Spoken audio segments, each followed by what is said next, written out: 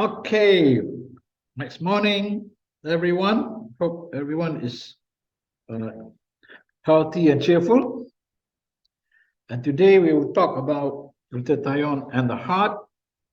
And we go through these topics. What is glutathione? What are the major functions of glutathione? Risk factors for heart disease, glutathione and heart health, and heart disease. What happens to our glutathione levels as we age, and how to efficiently boost glutathione, and what is ribosine, ribosystine. Okay, so most of us are familiar by now with glutathione, and for decades it has been called the master antioxidant, but since then it is also master of many other things. And this is the glutathione molecule. It's a tripeptide, that is, it is made of 3 amino acids, glutamic acid, cysteine, and glycine. And the central portion, which is cysteine, carries this group, SH group, or the thiol or sulfurhydryl group. S is sulfur atom, H is hydrogen atom, and that gives glutathione its power and its versatility, but also makes glutathione fragile. So this molecule, this miracle molecule, has many, many functions crucial for health.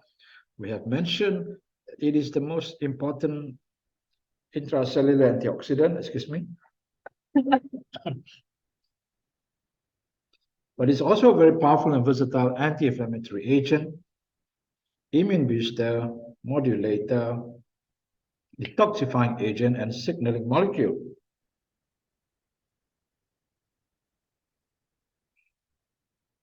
But it has many, many other important functions. Today we'll focus on its role in helping our heart. But let's first look at the many risk factors for heart disease. Okay, you can start from the right, and the daggers on the heart, right? Excess estrogen in men especially, excess triglycerides, low testosterone, excess fibrinogen, excess homocysteine. So some of you know that part of the health screening may often include homocysteine test, high blood pressure, low vitamin K, excess cholesterol, oxidized bad cholesterol, insufficient or deficiency in vitamin D, deficit of nitric oxide, high glucose, diabetes, low good cholesterol, excess insulin, excess bad cholesterol, elevated C-reactive protein, which is a marker for inflammation, and low blood EPA and DHA, the essential fatty acids. And then, of course, big risk factor is smoking. Okay, and then obesity, lack of exercise, okay, poor lifestyle, poor diet, and aging itself. Okay, so many risk factors for heart disease. So what do we know about glutathione and the risk of cardiovascular diseases? Way back in 2004, it was already known, that was shown in the study, that low level of total glutathione is associated with higher risk of cardiovascular disease, especially in those who already have cerebrovascular disease. Meaning, if you have problems with the blood circulation to your brain, then if you have low glutathione, you are at especially higher risk of having problems with your heart. Okay, remember that. So cardiovascular and cerebrovascular, they are related, right? Similar causes. And it is not surprising because cerebrovascular disease also is related to having low glutathione. What about glutathione and heart failure?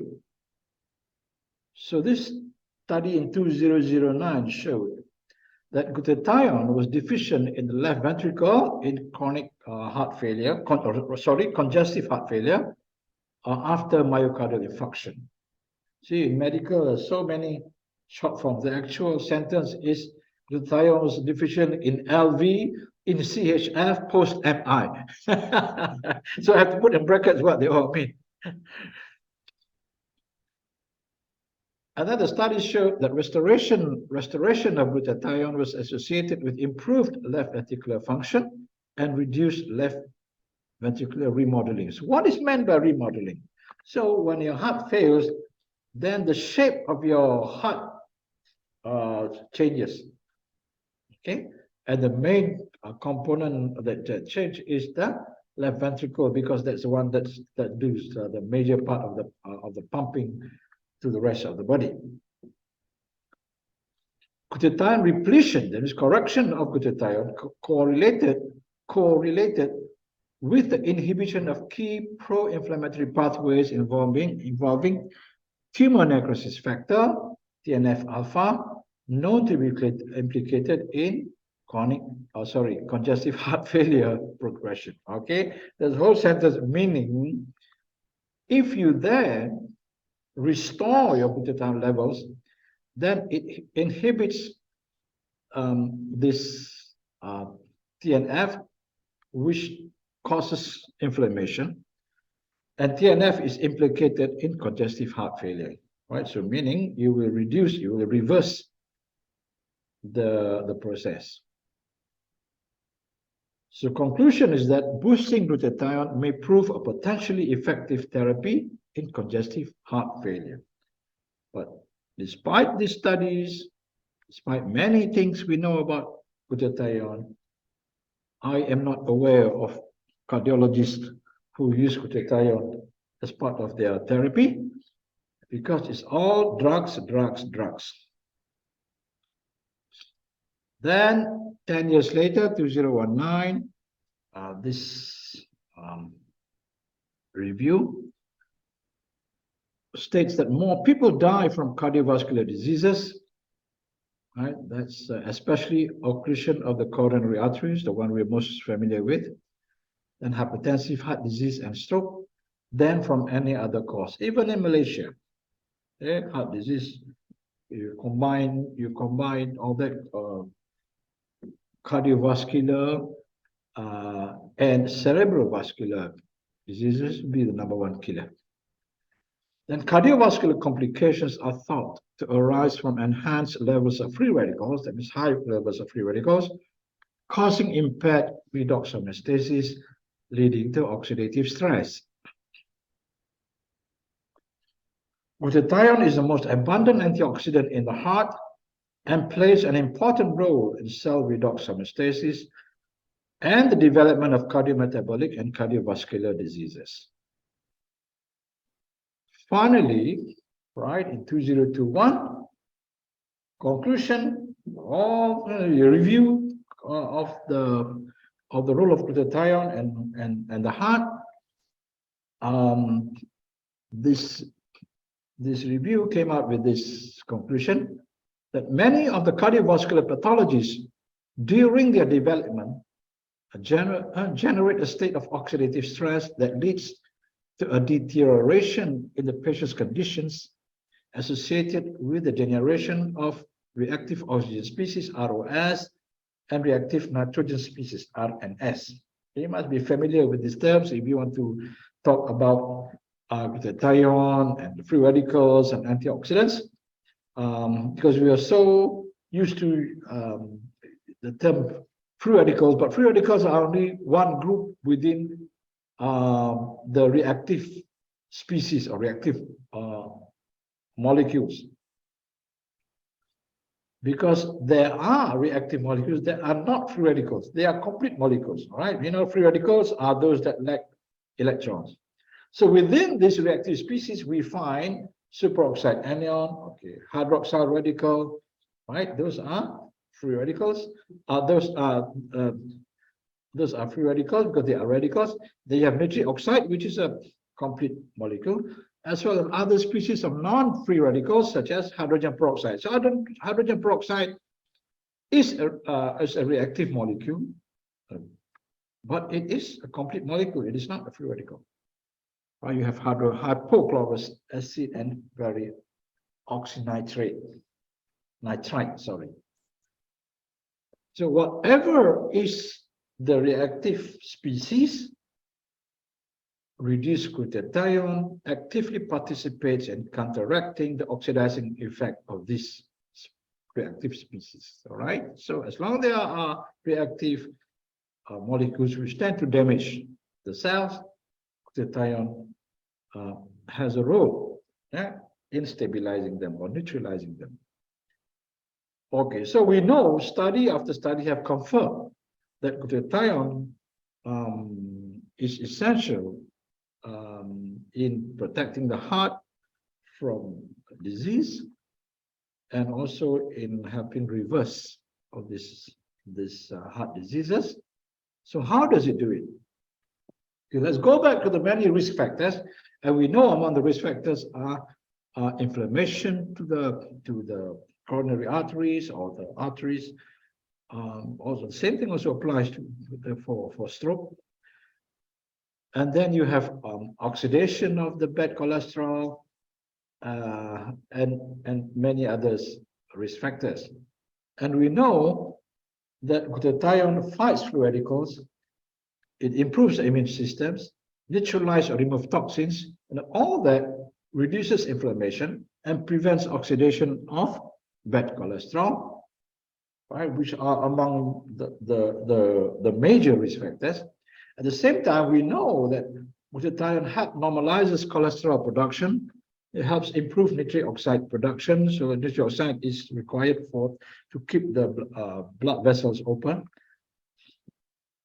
And glutathione improves oxygen delivery by our red blood cells. So there are many ways that glutathione can help in your heart function. Okay. Bad news is, as we age, our glutathione levels go down. Right? We know we need sufficient glutathione for good heart health, but unfortunately, our glutathione production is sufficient, generally sufficient up to the age of 20, after which it starts declining. And when you have declining glutathione levels, you have increased oxidative stress. And when you have increased oxidative stress, and saying that, you know what I have shown earlier on, much of the pathology or much of the damage in that causes heart disease is related to oxidative stress. So when oxidative stress goes up, then your heart is at risk. At the same time, because of the many other functions of glutathione, you know that your toxin levels go up, your immunity goes down, your inflammation goes up. Again, inflammation and oxidative stress are two of the major risk factors for heart disease. So declining levels of glutathione then will put your heart at risk. And with the levels coming down at about 10 to 15% every decade, the decline in glutathione must be a significant contributor to the fact that we know heart disease goes up with age. With men, it's not unusual to hear men in the 30s getting heart attack, 40s biasa, 50s very common. Women are more fortunate. Women rarely get heart attacks before menopause because estrogen is a very powerful protector of the heart, and in fact estrogen acts as a very powerful antioxidant, right, in this case. Okay. All right, so with that story, the challenge is how to increase our glutathione levels so that we can continue to have good protection for our heart. First, you need to know that glutathione taken orally is not well absorbed. Plants and animals that we eat have glutathione to protect themselves, but unfortunately, when we eat them, we cannot expect our glutathione levels to go up because the glutathione just gets digested. Remember, glutathione is a fragile molecule. So how to increase our glutathione level? So the scientists have found out that the best way is to take the glutathione precursors. Glutathione precursors are the 3 amino acids. And of the 3, the most important precursor is cysteine. Fortunately, glutamic acid and glycine are quite abundant in our diet, assuming you are taking sufficient proteins. So unless you're malnourished, then you probably need the other 2 as well. But for the most of us, all you need to do is to provide cysteine in a stable form so that the body, our cells, can then use the cysteine together with the glutamic acid and glycine that is available in our diet to then manufacture glutathione. And the best source of cysteine is a molecule called ribocysteine, and trademarked as ribosine. So what is ribosine? Ribosine is a patented nutrient made of ribose, D-ribose, and L-cysteine, shortened to ribocysteine, trademarked as ribosine by Max International, because the research is done by the scientists at Max International. And now that the cysteine is stabilized, so it is protected from being digested, then cysteine then is easily absorbed and utilized by the body to make glutathione. And the marvel of this molecule is that the ribose, which is used to stabilize the cysteine, is also needed by the cells to manufacture ATP. And ATP is the energy carrying molecules, and all our metabolic processes all require energy. And the synthesis of glutathione also requires energy. So the ATP provided by the availability of ribose will then power the synthesis of glutathione. So ribosine provides both the main ingredient to make glutathione, which is cysteine, and the extra energy required for the synthesis. So this probably explains why ribosine is 300% better than the next best precursor, which is NAC, right? NAC is N-acetylcysteine, which is the acetyl group attached to cysteine. Here you have ribose attached to cysteine. So in fact, for a long, long time, I was wondering why ribosine is 300% better. Then it dawned on me that it must be the energy, the extra energy provided by the ribose. Okay, so it is known through research that NAC is 8 times more efficient than whey protein in boosting glutathione,